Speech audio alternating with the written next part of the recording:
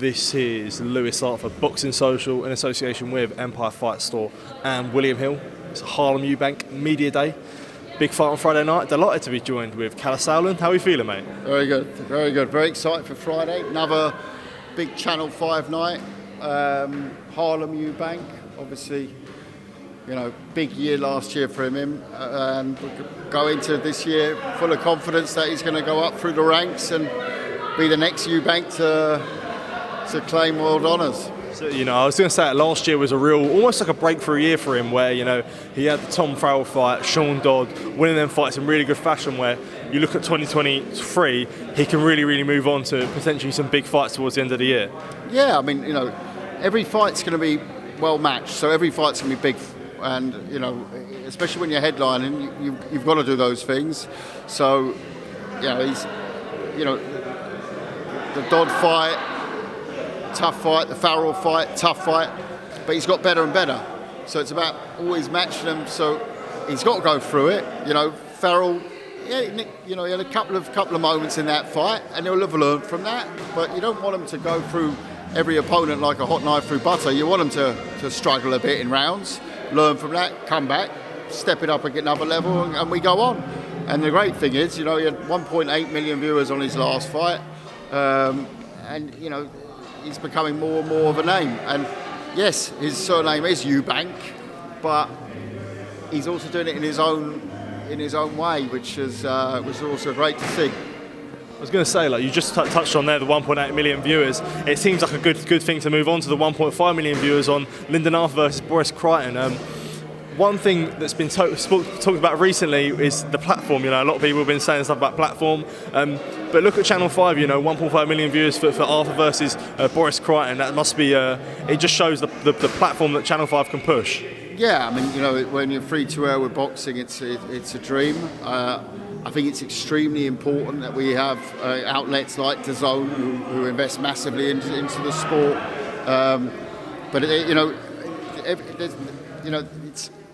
it's too much in boxing where it's always a fight. You can live in an ecosystem and coexist, and everything has a purpose. And once again it shows how nicely it worked on. By the way, last Friday we were live in the UK on Channel 5. We were around the rest of the world, so every fan around the world could watch it on DAZN. So it's about making things work in boxing sometimes. It's not always about squabbling and fighting and stuff. And it's, like I said, there's some great platforms of boxing. By the way, Sky Sports does a fantastic job. BT does a fantastic job as well. Anyone who's involved in boxing on a broadcast side, we just got to say thank you to. Take note, BBC. Take note. Do you feel like there can be some benefit though, where obviously we've got AJ fighting on Saturday, you put on a show on Friday on York Hall where you're going to get more eyes on it, and like last week where Okolie was fighting on the Saturday, having a show in Bolton on the Friday, is that an intentional thing? Yeah, there's some thought that's obviously gone into that, but at the same time, I don't want to give away too much, but there's tools there to be used, yes, of course. But at the same time, it's a cracking weekend of boxing. You can watch, young guy coming through the ranks, Harlem Eubank on Friday night, and on Saturday night you've got Anthony Joshua taking on Jermaine Franklin in an extremely dangerous fight. And people talk about, it's not world title. Well, I tell you, it's a much more interesting fight than watching, a voluntary defence against a picked opponent. This is a fight that Anthony can't lose. It's an exciting fight, and Franklin looks like he's in the shape of his life. So, from all round, if you look at it from a boxing fan's point of view, what more can you ask? You've got young guys on the Friday night. You've got Saturday night with AJ, who's fighting for his life, so to speak, in boxing terms. So, talking about super lightweight with people like Harlem Eubank, there's a lot of good names out there. People like Dalton Smith, Adam Azim. Where would you rank Harlem Eubank amongst all them names that I mentioned? It'll be very brash of me to say he's better than Dalton Smith and that. Dalton Smith's a fantastic fighter, but it's too early to say which one's better for me. They'd have to fight to see that, and that will come. It will come. As a promoter, I wouldn't make that tomorrow, but if it's ordered tomorrow, we'd make it. That's is the nice thing about UK boxing and that system of English, British, Commonwealth, etc. titles before you go on to the European and World honours. But I'm not going to be too bright. All I'll say is the Harlem Eubank is class, real class, and he's developing from fight to fight. Yes, he made mistakes in the Tom Farrell fight in a couple of rounds, but he'll learn from that. He's got Adam Booth, who's known to build top boxers, and it's a project. It's not a marathon. It's not a sprint. It's a marathon in the sense of we'll do it at our pace. He's such a dedicated athlete, and you see other storylines as well. We saw last week Chloe Watson. We saw Lyndon Arthur's a bit different. He's been in the big fights before. He's back in them now.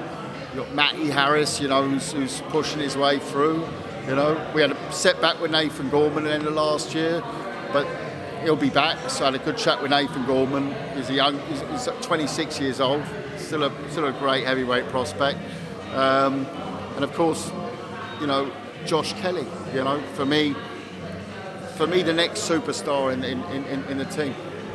Good to run through the card on Friday as well, where you just mentioned Matty Harris there, guys like Abbas Barrel, who hasn't fought with the shoulder injury for a long time, where you could look at potentially pushing for a European shot this year.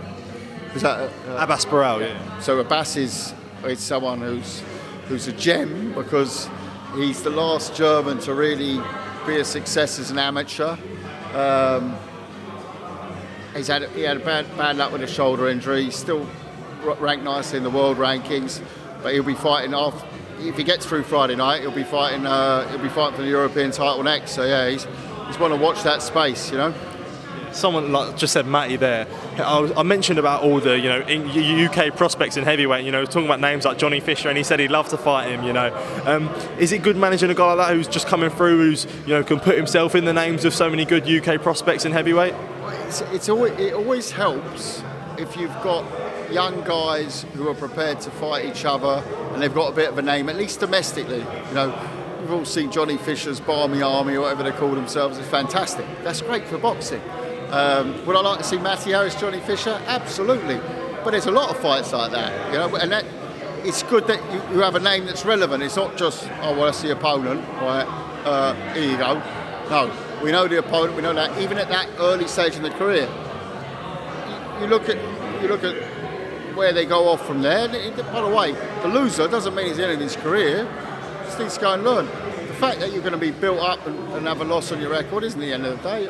Plenty of world champions. In fact, most world champions have gone through losses before they become a world champion. Well, moving on from one Eubank to another Eubank Jr. I know you're going to get tons of questions about this. Yesterday it came out that Conor Benn versus Chris Eubank Jr. is potentially being looked at for June 3rd in Abu Dhabi. Is there any sort of latest on what you know about that? It didn't say that, did it? It said it's confirmed. So here we are in South London today.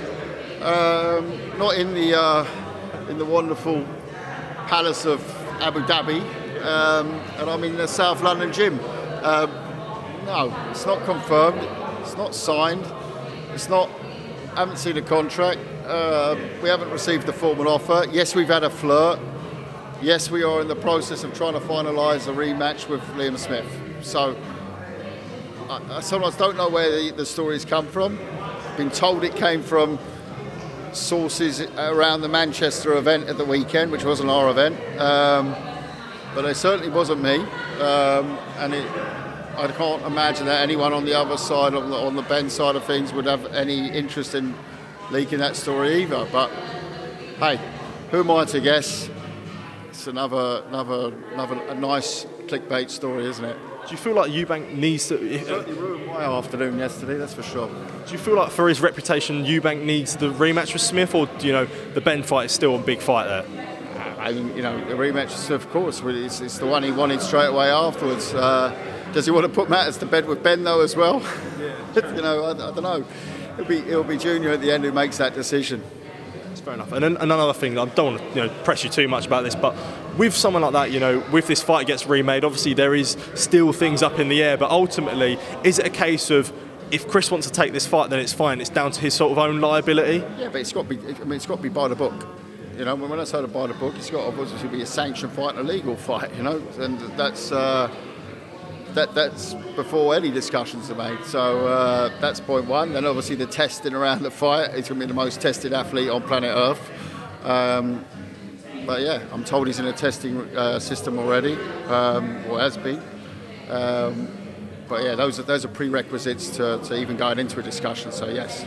So would you say that there is any sort of worry where there is, like, it's not cleared about the reputation, like where there's still things in the air about Ben, whether, you know, what's really going on? And with this being in Abu Dhabi, there's a bit of a worry where, you know, the perception of the fight? Well, let's once again, the prerequisites are it has to be sanctioned by something I've heard of, i.e.